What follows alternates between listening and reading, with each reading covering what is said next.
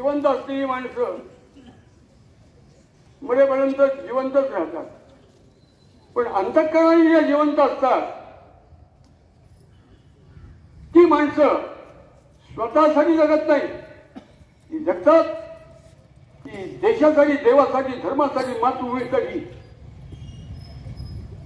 तो जो प्रवाह आहे तो उत्पन्न करण्याचा मार्ग शिवछत्रपतींनी हिंदुस्थानला पहिल्यांदा दाखवला. आत्मोद्धार, आत्मोन्नती, आत्मसाक्षात्काराच्या वाटा चोखाळून स्वतःचा उद्धार, जीव जगत जगदीश त्याच्याशी असणारं नातं हे सिद्ध करून घेण्याची ताकद संतांनी दिली. त्यांचा अनंत उपकार आवश्यक आहे ते.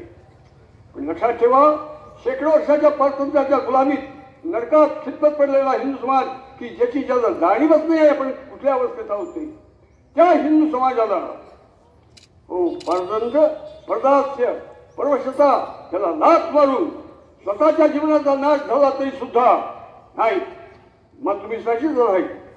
जगावे मातृभूमीसाठी आम्हाला वेळ आहे एक, मरावे मातृभूमीसाठी आम्हाला वेळ आहे एक, लढावे मातृभूमीसाठी आम्हाला वेळ आहे एक.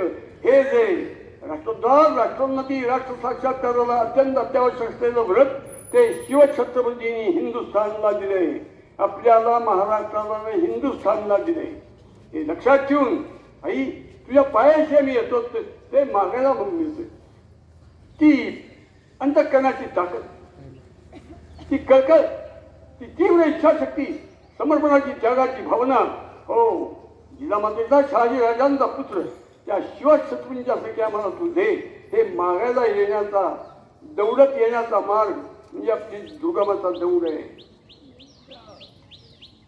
एक लक्षात ठेवा, इतिहासाला जिजामाता ठाऊक आहे, पण जिजामाता ही एका व्रताला जन्म देणारी माऊली आहे की ज्याच्यातून हिंदुस्थानचं असं विलक्षण उत्थान, पुनरुत्थान होणार आहे की ज्यामुळं हिंदुस्थान विश्वाचा बाप बनणार आहे.